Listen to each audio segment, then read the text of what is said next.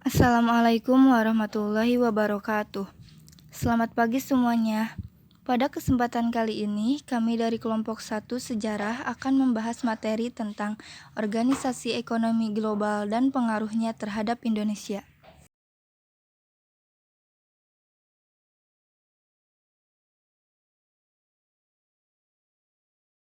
Organisasi ekonomi global dan pengaruhnya terhadap bangsa Indonesia. Saat ini kebutuhan ekonomi satu negara tidak bisa lepas dari negara lainnya. Dalam kehidupan ekonomi, suatu negara tidak dapat hidup sendiri karena membutuhkan bantuan dari negara lainnya. Untuk memudahkan hubungan negara-negara tersebut, akhirnya dibuat berbagai organisasi agar hubungan ekonomi dapat terbangun dengan baik dan terorganisir.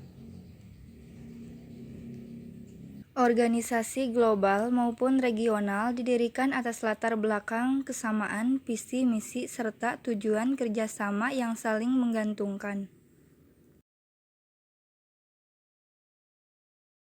Yang pertama yang akan kita bahas adalah GATT.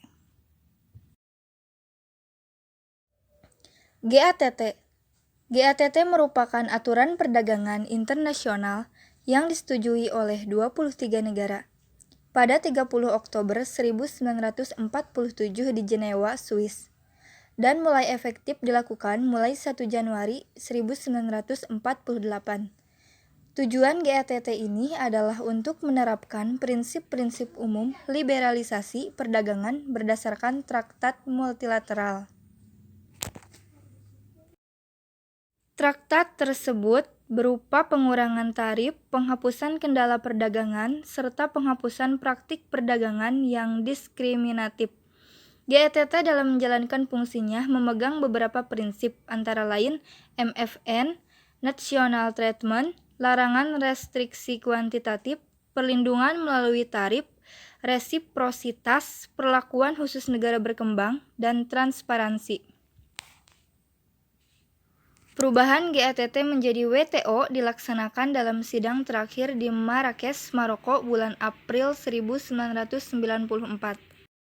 Yang kedua ada WTO.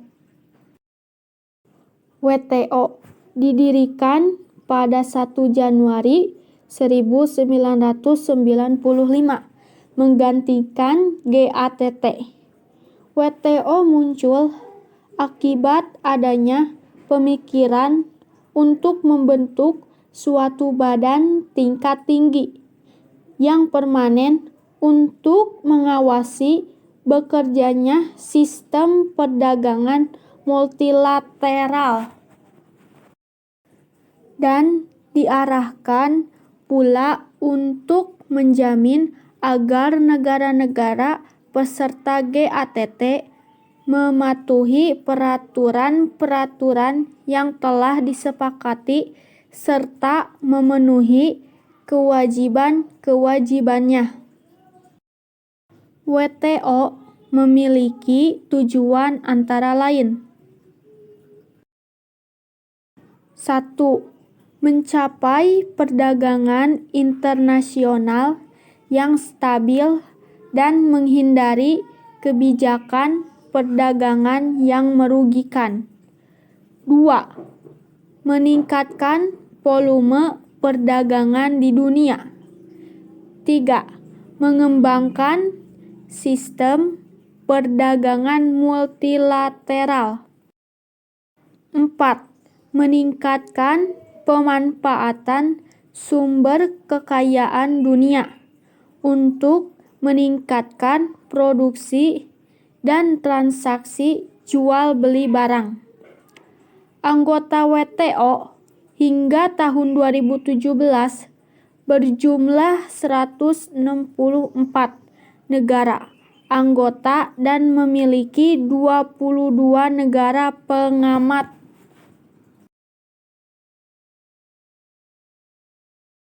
Yang ketiga ada OPEC.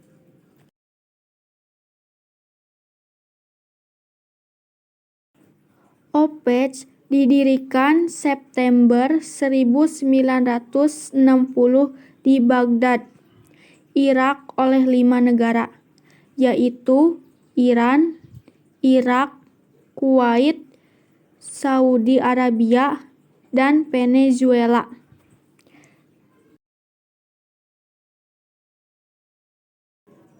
Tujuan utama dari OPEC adalah mengkoordinasi dan menyamakan kebijakan perihal minyak bumi di antara negara anggota, serta menjaga stabilitas minyak bumi di pasaran agar ada suplai yang berkelanjutan bagi konsumen dan juga pemasukan yang merata bagi produsen.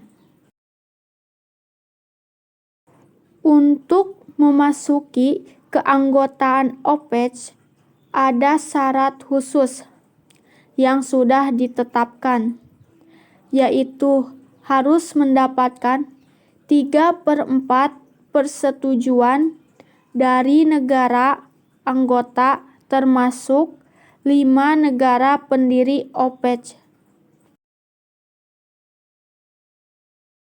Jumlah negara anggota OPEC hingga tahun 2016 adalah 14 negara yang terdiri dari 6 negara Timur Tengah, 6 negara Afrika, dan 2 negara Amerika Selatan. Pengaruh ekonomi global bagi bangsa Indonesia. Pengaruh ekonomi global bagi bangsa Indonesia. Keberadaan Organisasi Ekonomi Global banyak memberikan pengaruh kemajuan ekonomi Indonesia. GATT yang didirikan tahun 1947 membuat Indonesia bergabung juga pada GATT tahun 1950. Masuknya Indonesia di GATT membuat kebijakan ekonomi Indonesia banyak menyesuaikan dengan kebijakan GATT. Begitu juga ketika GATT berubah menjadi WTO. WTO mengeluarkan kebijakan seperti mendorong persaingan yang terbuka, mendorong reformasi pembangunan ekonomi yang nantinya diikuti Indonesia. Masalah yang dihadapi Indonesia dan negara-negara berkembang adalah dikesampingkannya sektor pertanian oleh GATT dan WTO. Indonesia pernah menjadi anggota OPEC pada tahun 1962 dan keluar di tahun 2008.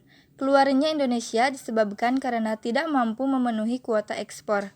Pada Januari 2016, Indonesia bergabung lagi ke dalam OPEC, tetapi keanggotaannya dibekukan akibat menolak untuk memotong produksi minyak.